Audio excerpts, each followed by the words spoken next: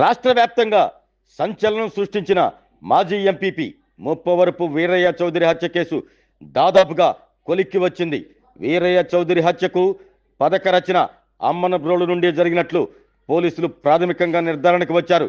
అసలు అంతకుడు గ్రామంలో ఉన్నట్లు తెలియటంతో జిల్లా ఎస్పీ దామోదర్ స్వయంగా అమ్మనబ్రోలు గ్రామానికి చేరుకున్నారు. వీరయ్య చౌదరిని హతమార్చినట్లుగా బలమైన కారణాలు లభించడంతో ఎస్పీ స్వయంగా రంగంలోకి దిగారు. అనుమానితునిగా భావిస్తున్న వ్యక్తికి సంబంధించిన పూర్తి స్థాయి కదలికలను గమనించి ఆ దిశగా చర్యలు తీసుకునేందుకు రంగం సిద్ధం చేసినట్టు తెలుస్తుంది. ఇప్పటికే ఆ గ్రామంలో 144 సెక్షన్ దిశగా అడుగులు పడుతున్నాయి.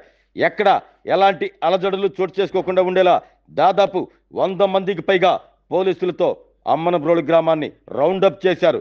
సంచలనం సృష్టించిన వీరయ్య చౌదరి హత్య కేసును ఎస్పీ దామోదర్ ఛాలెంజ్గా తీసుకుని ఛేదించే క్రమంలో మరో అడుగు ముందుకు వేశారు. ఈ కేసుకు సంబంధించిన వివరాలను త్వరలోనే ఎస్పీ దామోదర్ మీడియాకు వెల్లడించే అవకాశాలు కనిపిస్తున్నాయి.